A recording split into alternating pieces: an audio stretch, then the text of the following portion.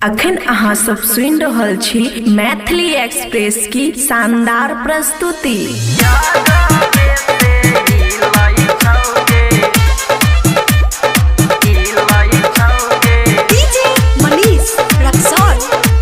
खुशी recording studio बलुआहा।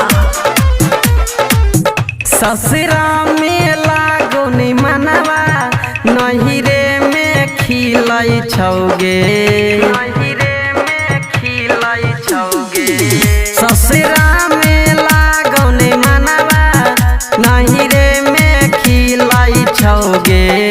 पिया के छोड़ के पलंग यादवे से हिलै छौगे, पिया के छोड़ के पलंग यादवे से हिलै छौगे।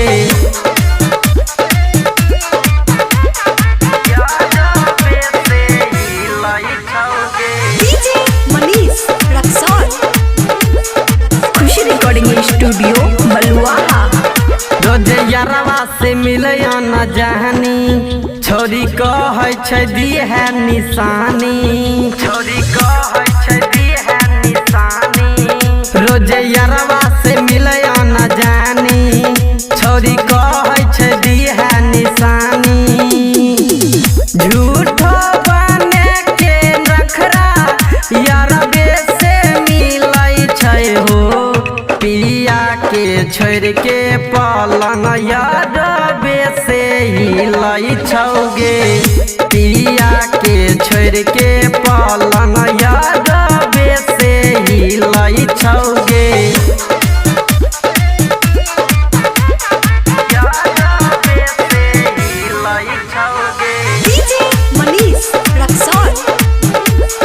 खुशी रिकॉर्डिंग स्टूडियो बलुआहा। जब ससुरा से नहिरा तू अइलही, अपना यारवे से जवानी लुटैलही। हे गई छौरी जैसे ससुरा से नहिरा से अइलही, अपना यारवे से जवानी लुटैलही।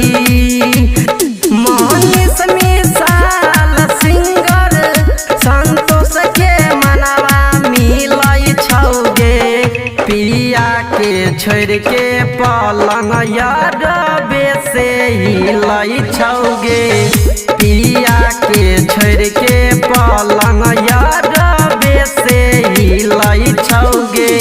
ससुरा में लागो नि मनवा नहिरे में खिलै छौगे, पिया के छोड़ के पलंग यादवे से हिलै छौगे, पिया के छोड़ के पलंग यादवे से हिलै छौगे।